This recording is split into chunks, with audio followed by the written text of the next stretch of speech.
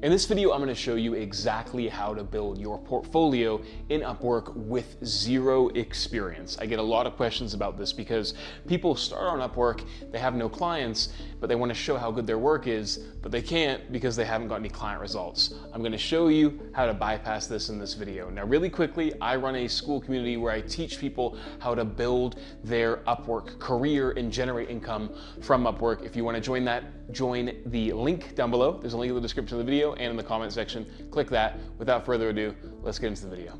Okay, just so you know that I actually do know what I'm talking about, I want to quickly show you my profile just to give you some proof that I do have, I guess, the skills, or rather backing to speak about some of this stuff. We have over $100,000 earned, top rated plus, 94% job success rate, and this is my portfolio here. Now, obviously, I've been in the space for quite a while. I do email and SMS marketing, and a lot of my portfolio comprises of actual case studies for clients that we've done in the past. But it's really important to understand, portfolio and case study mean two different things. A case study can be part of your portfolio, but your portfolio can also comprise of other things as well when it comes to what you want to put into here.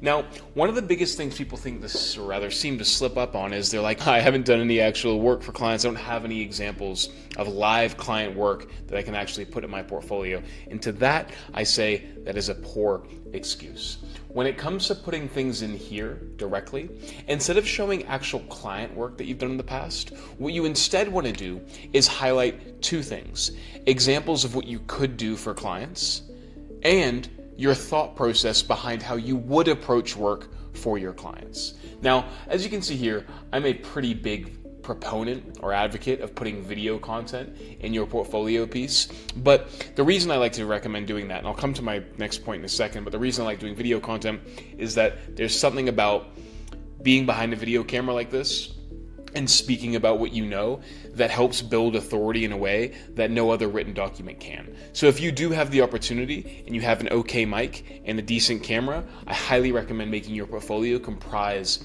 of video-like things. But nonetheless, let me show you how you can create a portfolio even if you don't have any clients. First thing you want to do is you want to highlight the process of how you would approach work. Now, I'm an email marketer, right? And I like to show people what their automations could look like if we decided to work together. So what I do is I actually create a Miro board. Now, obviously, if you're not an email marketer, this might not be relevant to you, but what I'm going to explain here can be taken and applied to pretty much any service that you actually sell on Upwork.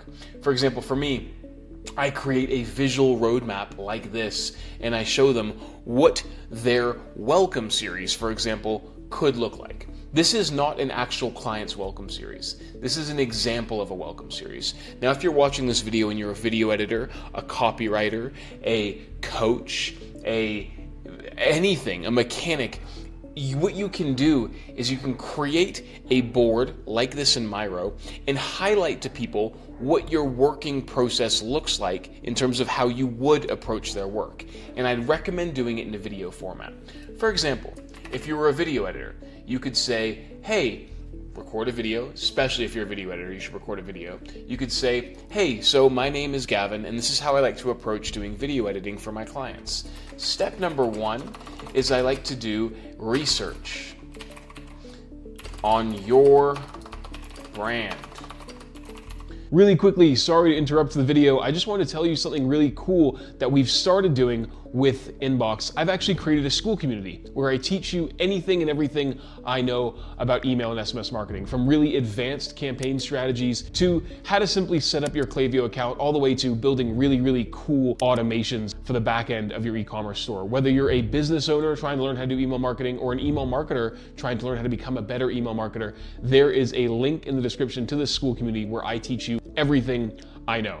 Check it out, it's worthwhile. Book a call to have a chat with me to see if you're a right fit for the community, and if you are, I'd love to get you in there. Anyway, sorry for interrupting your video, let's get back to it. Step number two, I like to do research on your competition's brand, and then explain how you do that research, okay? And then step number three, highlight what your editing process looks like. All you're trying to do here is alleviate, or rather build trust to alleviate the client's perceived risk of working with you. So if you're able to do that in an effective way, you'll be able to close them and make them a client. Show the process that you use to deliver the service that you say you can deliver. And you don't need any client examples to do that. You could also, if you don't want to use Miro, you could get into Canva and create a very simple document. Or you could go into Google Docs and literally write about your process and then record a video showing them how you actually would go about executing the work in that document. It's really straightforward. People overcomplicate this stuff, but honestly, the fact that you're actually showing up here in the portfolio is 9/10 of what needs to be done. So have a piece of content that explains your process. Now, the next thing you can do after you do that is do dummy examples of work that you yourself have started. For example, we hire a bunch of email designers. And while some of the email designers we hire don't actually have live client experience, what they have done is they have designed emails in their own time based off of other brands. Now, if you're going to create a dummy example of a piece of work, for example, you're going to edit a video for Nike, even though you haven't actually edited a video for them, I recommend choosing a brand that everybody knows. So if you're saying, hey, I can help you with your copywriting, I can help you with your designing, I can help you with your website designing, your SEO strategies, what I would recommend doing is creating an example piece of deliverable work that is relative to a brand that everybody knows. So if you're going to do an example of an email design, create 5 example email designs for Nike, AG1, any sort of well-known brand, Adidas, and you want to create brands that people know because you want to associate yourself with professionalism and excellence. And brands that are typically well-known household name brands are known for those things, and if you can create the association there, you're much more likely to build up that perceived level of professionalism. If you're doing a video editing example, create a draft advert for Nike. Even though you haven't actually worked with Nike, just show them what your work looks like in relation to a very premium brand. And what you're doing is you're associating yourself with that brand. When I first started my agency, I had examples of email designs from brands that I'd never worked with, right? Like, let me show you here. I designed emails for brands that I'd never even worked with, but they looked good, right? And as a result, people associated me with, for example, these brands that I actually had never worked with, right? But we still had essentially demonstrated our skill set off the back of it and developed basically a association to those businesses. Like, let me show you here. This is a document that I created when I first started, and we have all these templates in it still to this day, actually.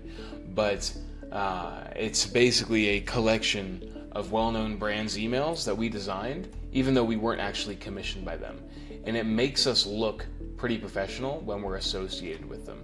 So as you can see here, Soul Bar, well-known brand, Odyssey Snacks, Wonky Box. These are brands that people know, right? That we designed for, and then we just said, hey, here's an example of our work, right?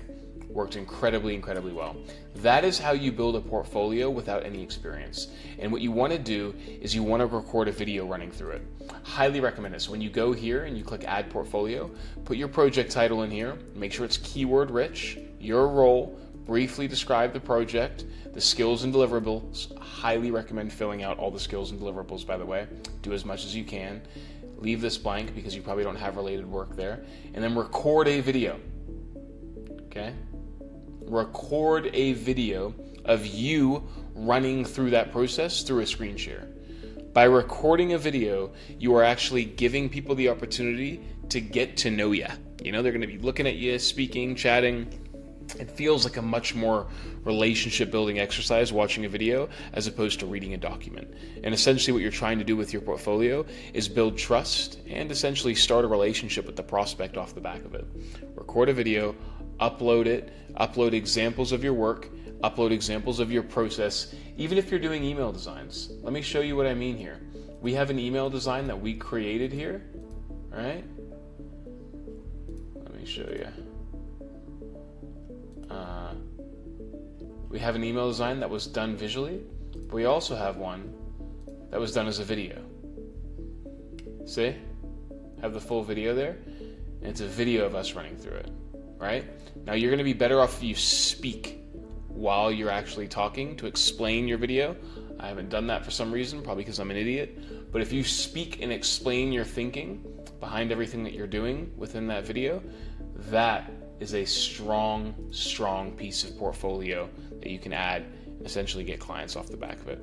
If you have any questions, let me know. If you want to join my school community to figure out how to actually land clients on Upwork, there's a link in the description of this video. Thanks for watching.